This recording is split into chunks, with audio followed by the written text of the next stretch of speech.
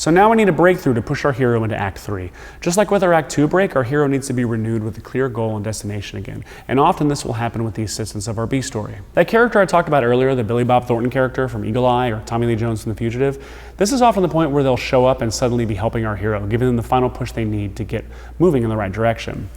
Or perhaps the B story will show up and give some kind of a rousing speech that motivates them or shines light on a side of the situation the hero wasn't seeing. Or maybe the B story will just straight up die, giving us a new cause to believe in, something to avenge. So now our hero has a clear goal and destination, and the ball of our story is now rolling down the hill. The third act is often a return to the normal world where we started too. Like this can be a physical manifestation of that idea, a thematic one, or it can just mean our heroes find themselves back in the company of characters they haven't seen since Act 1.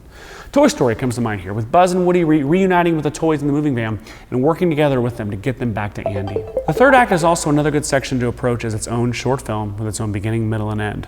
It can be treated almost like an inverted version of the second half of Act 2. So hear me out. So we start with the villain has the upper hand at the beginning, but then our hero quickly gains it.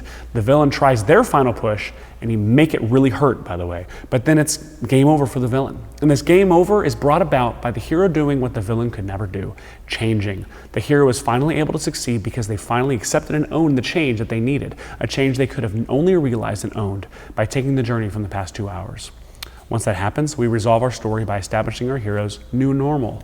Their normal life from Act 1 will never be what it was. The hero now lives in a post-movie world, a world directly altered and evolved by the journey that we just took. So now with the story over, end it. Don't stick around. Don't explain a ton of stuff. Just stop talking and close the curtains. And bonus points if you can end on an image that directly speaks to or responds to the opening image of the film. They can be the same image, they can be opposite images.